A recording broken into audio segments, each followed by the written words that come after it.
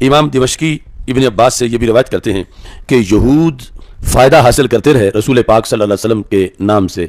یعنی وہ فائدہ کہ جو پہلے کبھی انہیں فتح حاصل نہیں ہوتی تھی، اور جب سرکار کا نام لے کے جنگیں لڑیں تو پھر انہیں ہر بار فتح حاصل ہوئی۔ فلما بعث النبی صلی اللہ علیہ وسلم، لیکن وہی نبی کہ جن کی آمد کا وہ انتظار کرتے تھے اور اللہ سے کہتے تھے تو نے وعدہ کیا ہے کہ تو نے بھیجے گا، اور جنہیں نبی امی کہتے تھے، نبی آخر الزمان کہتے تھے، وہ حضرت محمد مصطفیٰ صلی اللہ علیہ وسلم جب رونق افروز ہوئے کفروا بھی، تو اب ان یہود نے ماننے سے انکار کر دیا، یعنی رسول پاک صلی اللہ علیہ وسلم کو نبی ماننے سے انکار کر دیا۔ تو مطلقاً رسول پاک صلی اللہ علیہ وسلم کی صفت و ثنا کرنا اور بات ہے، اور رسول پاک صلی اللہ علیہ وسلم کا کلمہ پڑھنا اور بات ہے۔ کتنے ہندو، سکھ، یہودی، کرسچن ان کی طرف سے، حتیٰ کہ مرزا قادیانی کی طرف سے بھی رسول پاک صلی اللہ علیہ وسلم کی لکھی ہوئی نعتیں ملتی ہیں۔ تو نعتیں لکھنا اور معاملہ ہے، کلمہ پڑھنا اور معاملہ ہے۔ تو جب کلمہ انہوں نے نہ پڑھا یہود نے، تو پھر اللہ ناراض ہوا۔ خالق کائنات جل جلالہ نے یہ آیت نازل کی، وَكَانُوا مِن قَبْلُ يَسْتَفْتِحُونَ عَلَى الَّذِينَ كَفَرُوا، کہ یہ لوگ وہ ہیں کہ میرے محبوب کے نام کی برکت سے دوسرے کافروں پر فتح پاتے تھے، فتح طلب کرتے تھے جنگوں کے اندر۔ فَلَمَّا جَاءَهُم مَا عَرَفُوا كَفَرُوا بِهِ، پس جب تشریف لے آئے وہ جنہیں یہ پہلے سے پہچانتے تھے، کفروا بہ، تو انہوں نے ماننے سے انکار کر دیا۔ یہ رب ذوالجلال یہود کی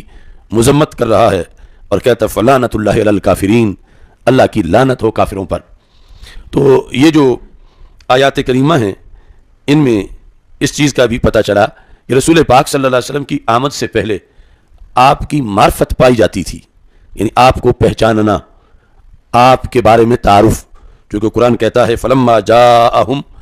ما عرفوا، ما عرفوا یہ جا کا فاعل ہے، وہ آئے جنہیں یہ پہچانتے تھے، یہ یہود جن کو پہچانتے تھے۔ جو لوگ اہل کتاب نہیں تھے، مشرکین مکہ، انہیں تو پہلے پہچان نہیں تھی، لیکن جو اہل کتاب تھے،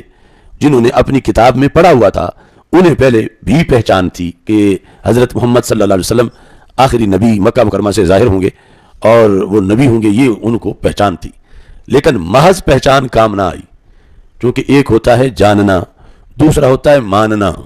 صرف جاننا کافی نہیں، جاننے کے ساتھ ماننا بھی ضروری ہے، اور اگر کوئی جاننے کے باوجود نہ مانے تو پھر سختی بھی زیادہ ہوتی ہے اللہ کی طرف سے، یعنی جو جانتا ہی نہیں اور نہیں مانتا تو کافر تو وہ بھی ہے، مگر اس پر وہ وعید نہیں جو جاننے کے باوجود پھر نہ مانے۔ تو خالق کائنات جل جلالہ نے اس واسطے یہود کے لیے فوراً یہاں لعنت کا لفظ استعمال کیا، فلعنۃ اللہ علی الکافرین، اللہ کی لعنت ہے کافروں پر۔ اب یہاں جن کا ذکر ہے پہلے تو ان کافروں پر لعنت ہے، اور وہ کون ہے؟ یہود، کہ پہلے تو رسول پاک صلی اللہ علیہ وسلم کے نام نامی کے صدقے فتح پاتے رہے، اتنا کچھ کھاتے رہے سرکار کے نام کے صدقے، اور پھر صفتیں بھی بیان کرتے تھے کہ وہ نبی امی ہیں، آخری نبی ہیں۔ تو اللہ فرماتا ہے جب جنہیں وہ جانتے تھے وہ آ گئے، یعنی حضرت محمد مصطفیٰ صلی اللہ علیہ وسلم، تو کلمہ پڑھنے سے انکار کر دیا۔ آج بھی کچھ لوگ ہمارے بڑے سادہ مزاج ہوتے ہیں کہ فلاں سکھ نے سرکار کی نعت کہی ہے اور فلاں ہندو نے کہی ہے، تو فلاں بد مذہب نے اتنا اچھا قصیدہ لکھا ہے۔ یہ جو ایک معرفت ہے نعت کی شکل میں، یہ آخرت میں یا ایماندار ہونے میں شمار نہیں ہوگی، یعنی وہ یہودی یہودی ہی رہے گا، ہندو ہندو ہی رہے گا، سکھ سکھ ہی رہے گا، جب تک کہ وہ رسول پاک صلی اللہ علیہ وسلم کو آخری نبی اور رسول تسلیم نہیں کرتا،